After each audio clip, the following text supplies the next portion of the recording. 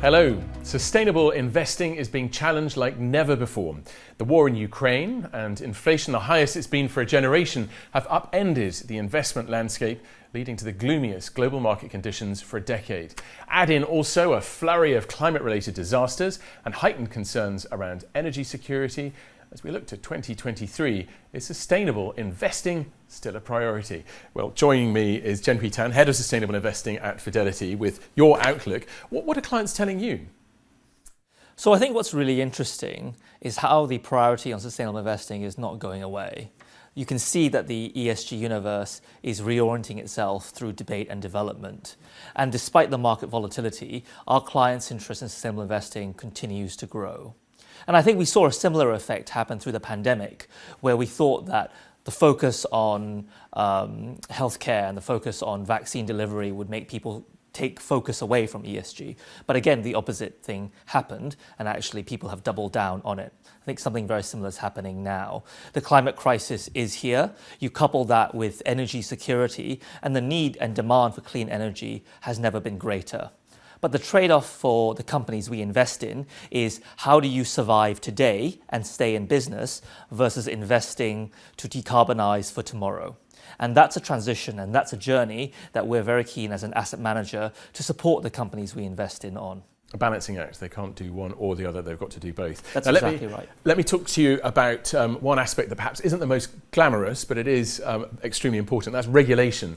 Are new regulations around this area making your job easier or more difficult at times? I think more alignment, more standardization, this is a good thing to have. But I accept that it's a harder thing to achieve in the fragmented geopolitical landscape that we live in today. The regulation is well-meaning. The regulations are primarily aimed at improving disclosure and transparency for the end client, the end consumer. But the problem is that different sets of regulations with different disclosure requirements will provoke different types of information that will make it more confusing, not more transparent for those clients. And so our role as an asset manager is to help to guide our clients through this, to help them to interpret that information correctly, all the while engaging with regulators to make sure that we're not creating unintended consequences from those regulations. Well, information and data, the quality of that data, has been one of the key issues for ESG, ways of measuring ESG. How is that changing over the coming year, do you think? So I'm optimistic that in 2023, we're going to see a step change in the quantity of data that's available. And you can see a lot of new mandatory regulation promoting that. So whether it's mandatory TCFD climate reporting, or the new International Sustainability Standards Board, ISSB, or the new European directive, the Corporate Sustainability Reporting Directive, all of this will increase the quantity of information that's available.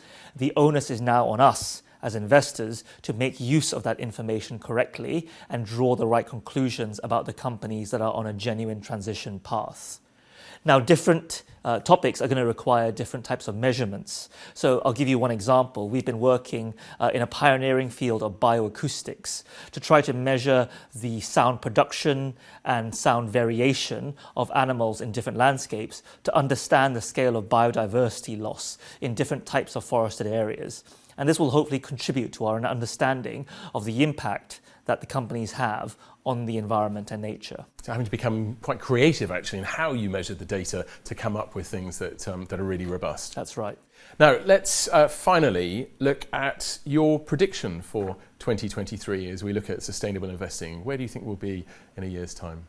So there's no doubt that sustainable investing has had a tough year, but I think that something stronger and more robust and more resilient is going to emerge at the other end of it. And we are going to have access to better tools, better analytics that will help us to integrate sustainable investing and ESG into our investment process. One thing I want to call out is the focus and the progress on nature. So COP27 was not quite the blockbuster that COP26 was, but there was a lot of positive discussion and action plans around nature recovery and nature positive movements. COP15 will provide additional impetus into that focus on nature. I expect us to be able to make more progress around how we measure that kind of risk and how do we more positively contribute to that recovery. Well, Jenn-Hui Tan, thank you very much indeed. And for a full range of Outlook 2023 material, head to fidelityinternational.com or your local Fidelity website. But that's all from us for now. From Jen and me, goodbye.